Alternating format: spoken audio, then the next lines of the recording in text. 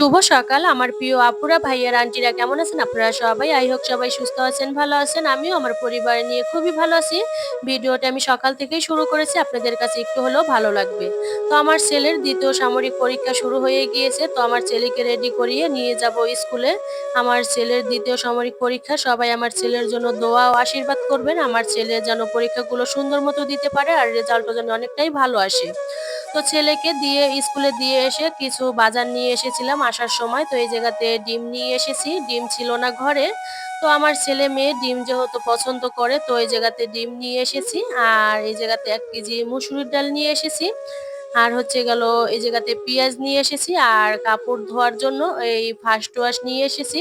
তো প্লিজ যারা আমার ভিডিওটি এই মুহূর্ত থেকে দেখা শুরু করেছেন, আমার আপুরা, ভাইয়েরা, আন্টিরা আমার ভিডিওতে একটা লাইক দেন না, তাদেরকে বলতেছি আমার ভিডিওতে একটা লাইক দিয়ে আমার ভিডিওটা কন্টিনিউ করবেন। আর যারা আমার চ্যানেলে আজকে নতুন ভিজিট করেছেন, যদি আমার ভিডিওটি ভালো লাগে তাহলে একটা সাবস্ক্রাইব করে দিতে পারেন। সাবস্ক্রাইবের পাশে থাকা অল বাটনটি অন করে দিবেন। আমি যখনই ভিডিও আপলোড করব নোটিফিকেশন পৌঁছে যাবে আপনাদের কাছে। আপনারা সময় করে আমার ভিডিওগুলো দেখে নিতে পারেন।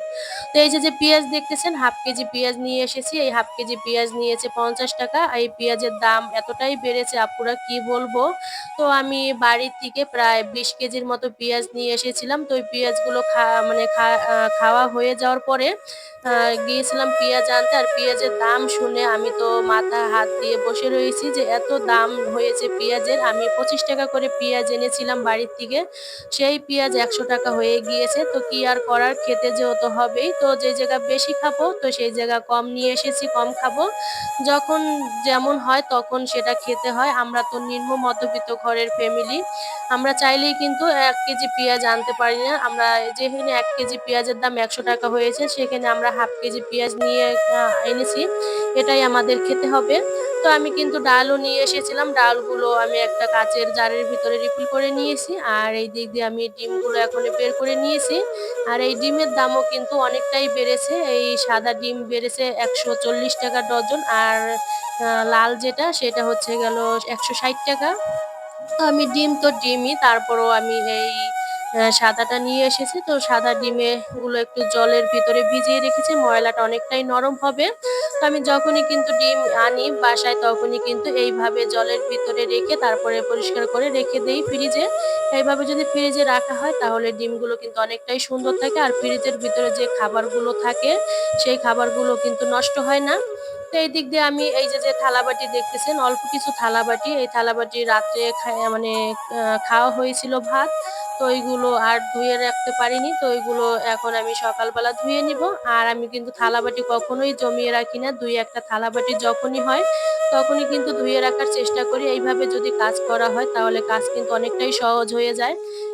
আমার কাছে তো এমন মনে হয়, কার কাছে এমন মনে হয় সেটা আমি বলতে পারি না। আমার ক্ষেত্রে কিন্তু এমনই হয়ে থাকে। আমি কখনই কিন্তু থালাবাটি জমিয়ে রাখার চেষ্টা করি না। আমি যখন হয় তখন কিন্তু ধুয়ে রাখি। আর এই যে থালাবাটি দেখতেছেন, স্টিলের থালাবাটিগুলো আমার মানে ব্যবহার করতে এতটাই ভালো লাগে। আর তার থেকে বেশি ভালো লাগে পরিষ্কার করার পরে এতটা যে ঝকঝকে তকতকে করে দেখতে কিন্তু অনেকটাই ভালো লাগে। তো আমি কিন্তু থালাবাটিগুলো ধুয়ে এখন আমি ডিমগুলোকে একটু পরিষ্কার করে নিবো। তো তার জন্য একটু ভিম লিকুইড দিয়ে তার এই যে নরম একটা আ মাজনি দিয়ে সুন্দর করে পরিষ্কার করে নিবো উপরের ডিমগুলোর যে ময়লা থাকে সেগুলো।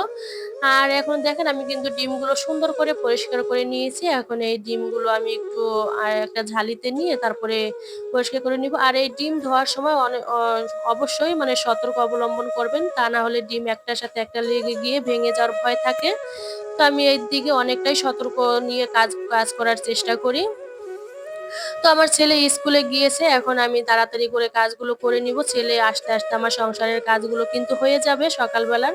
তো দেখেন ডিমগুলো পরিষ্কার করার পরে কতটা সুন্দর হয়েছে। এইভাবেই কিন্তু কাজগুলো করে রাখার চেষ্টা করি। এইভাবে কাজ করে রাখলে একা হাতে কিন্তু সংসারটাও অনেকটাই সুন্দর মতো কাজ করা যায়। আর আমার হেল্পিং হ্যান্ড নেই। আমি এইভাবেই কিন্তু আমার সংসারের কাজগুলো করে থাকি।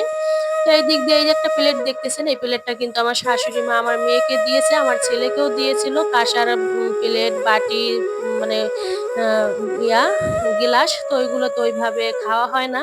তো আমার শাশুড়ি বলছে এটা আ আমার মেয়েকে খাওয়ানোর জন্য। আর দেখেন যখন এনেছিল তখন কতটা সুন্দর ঝকঝকে তকতকে ছিল। একদিন ব্যবহার করার পরে কেমন এটা কাঁসা না পিতল বলতে পারি না। কেউ যদি জেনে থাকেন অবশ্যই কমেন্টের মাধ্যমে জানাতে পারেন এটা কাঁসা না পিতল।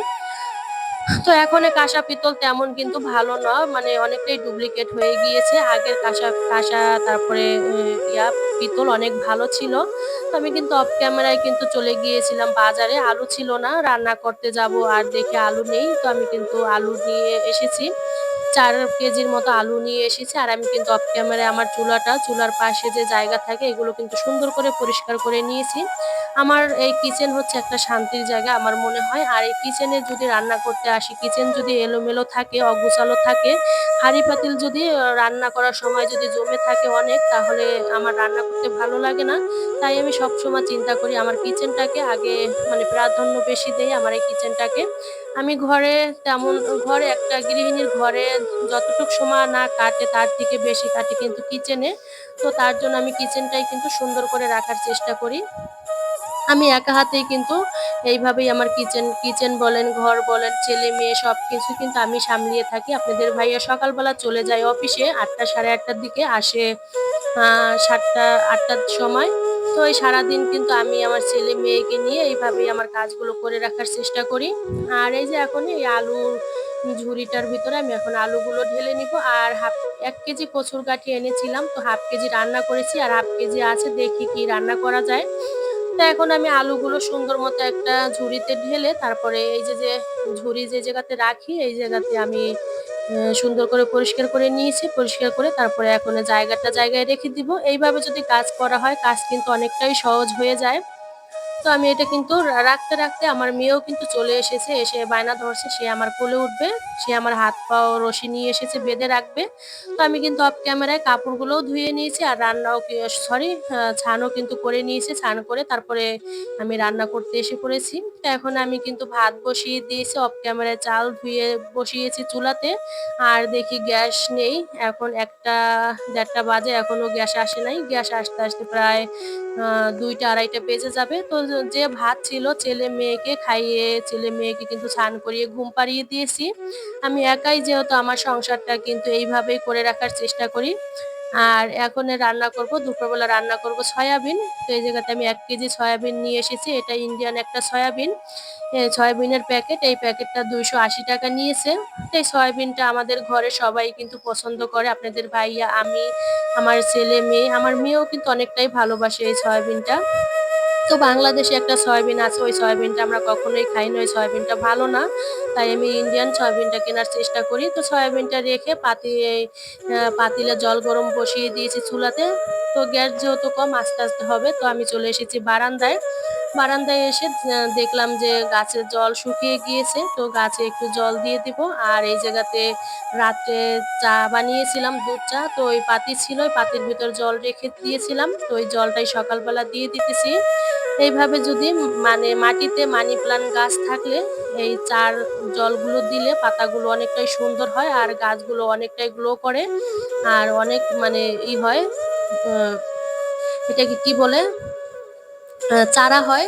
তো এটা আপনারা সবসময় দিয়ে থাকবেন। কখনো এই দুধ চার পাতি ফেলে দিবেন না। এটা মানি প্লান্ট গাছ বলেন আরো যত গাছ আছে সেটাকে দিতে পারেন এই জলটা, চায়ের জলটা। তো এই দিক দিয়ে আমি আবারও চলে এসেছি কিচেনে। কিচেনে এসে এখন এই যে এই গরম জল হয়ে গিয়েছে। এখন গরম জল দিয়ে দিব। আর এই যে সয়াবিনের ভিতরে গরম জল দেওয়ার চেষ্টা করবেন। ঠান্ডা জল দিলে কি হয় মানে তেমন ফুলে না আর শক্ত হয়ে থাকে। তাই এই গরম জল দিলে অনেকটাই ফুলকো হয় আর সফট হয়। তো আমি এখন একটা প্লেট দিয়ে তারপরে ঢেকে রেখে দিব রেস্টে অনেক সময় পর তারপরে রান্না করে নিব। তো এই জলটুকু কিন্তু ফেলবো না। এই গরম জলটুকু রেখে দিব। আর এই যে চাল ধুয়ে রেখেছিলাম এই চাল ধোয়ার জলটা ফেলবো না, আমি গাছে দিব।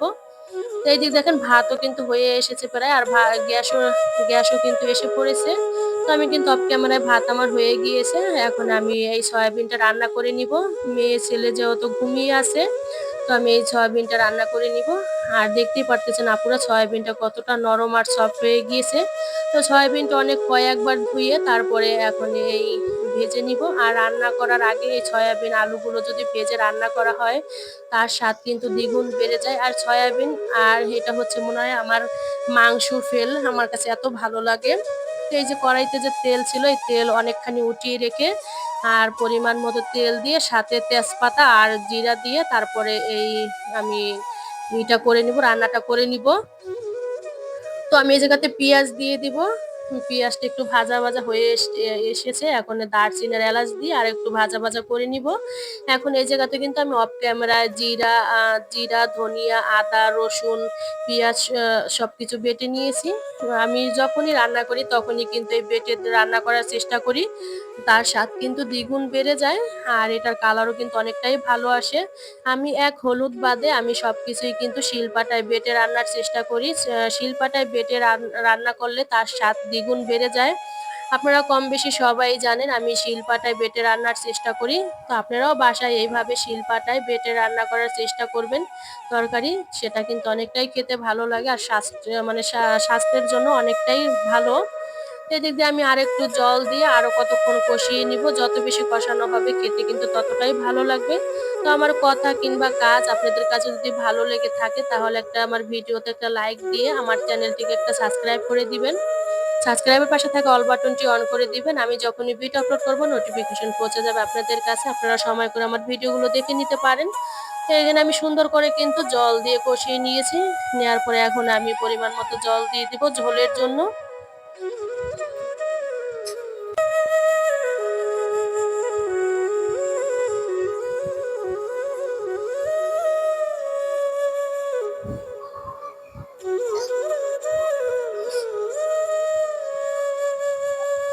তো এই জায়গাতে আমি বেশি পরিমাণ ঝোল দিব না। কারণ এই জায়গাতে আমি আগে গরম জল দিয়ে ভিজিয়ে রেখেছিলাম। তারপর অনেক সময় কষিয়ে নিয়েছি। তো এই জায়গাতে আমি অল্প পরিমাণই জল দিব। তো মেয়ে ছেলে যেহেতু ঘুমিয়ে আছে আমি রিল্যাক্স মুডে তারপরে রান্নাটা কমপ্লিট করে নিতেছি। তো এই দিক দিয়ে আমি কিন্তু অনেক সময় পরে আমার রান্নাটা কমপ্লিট দেখতেই পারতেছেন কালারটা কত সুন্দর এসেছে আর এটা খেতেও কিন্তু অনেকটাই ভালো লেগেছিল। তো এই রান্নাঘর থেকে আমার ভিডিওটি শেষ করতেছি। আমার ভিডিওটি কেমন হয়েছে ছোট্ট একটা কমেন্টের মাধ্যমে জানিয়ে দিবেন। আর এটা কিন্তু পরোটার রুটির সাথে খেতেও কিন্তু অনেকটাই ভালো লাগে। তো আমার ভিডিওটি কেমন হয়েছে ছোট্ট একটা কমেন্টের মাধ্যমে জানিয়ে দিবেন।